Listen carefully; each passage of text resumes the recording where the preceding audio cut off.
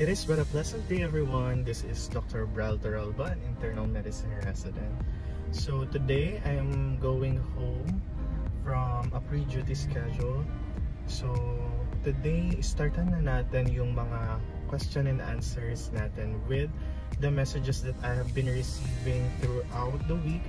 Siguro magbabacklid na rin ako sa mga hindi ko pa na answerin na questions ng mga patients, relatives, and friends sa Messenger, sa Instagram, or even sa other social media platforms. Pati sa mga messages na rin na hindi ko pa nakikita. So today, may napili na kaming first question or inquiry ng isang patient na sasagutan natin for today. So, eto yung question niya. Ask ko lang about gamot ko kasi out of stock.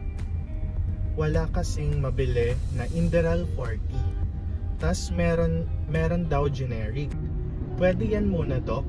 Sabi ng ating patient. So, first and foremost, let me answer the question na ano ba ang Inderal 40? Ang Inderal 40 is a type of medication na ginagamit para sa hyperthyroidism. So minsan yung mga may goiter na tinatawag nila or malalaki yung mga mass dito sa may leeg or sa may thyroid na portion. Pero hindi lahat ng mga may goiter or may mass po dito sa may anterior neck po nila ay ginagamitan ng Inderal 40 or anti-thyroid meds. But for this particular patient, gumagamit daw siya ng Inderal 40. What is Inderal 40? Ang Inderal 40 is propranolol, or yung generic name niya is propranolol, and yung Inderal is the brand name. Yung 40, yung milligrams niya, that would be the preparation ng medication po na ginagamit niya. So yung brand name na Inderal, parehas lang po yun sa generic name ng propranolol. Yung propranolol, pwede nyo pong gamitin yun. So there is no problem kung gagamitin nyo po is generic.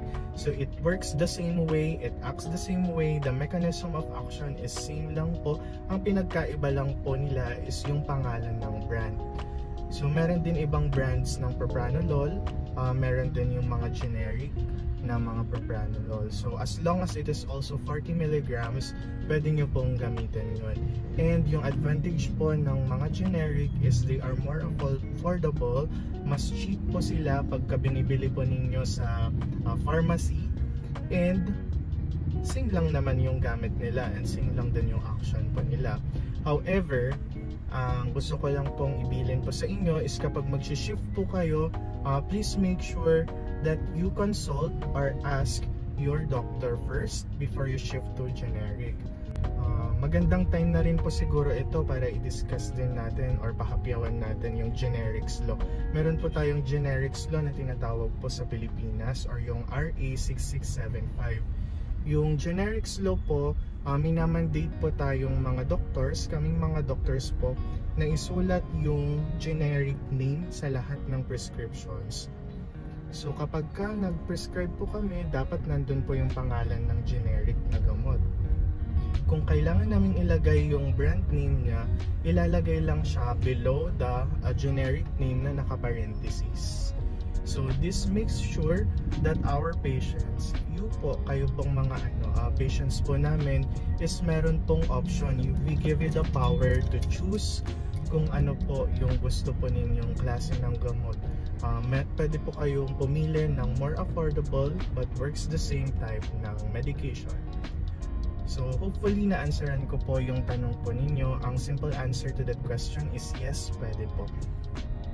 So kung may mga other questions pa po kayo, meron po kayong mga inquiries or may particular topic po kayo na gusto nyo pong i-discuss po natin, i-comment nyo lang po sa comment section or pwede po kayong mag-direct message or private message po sa akin.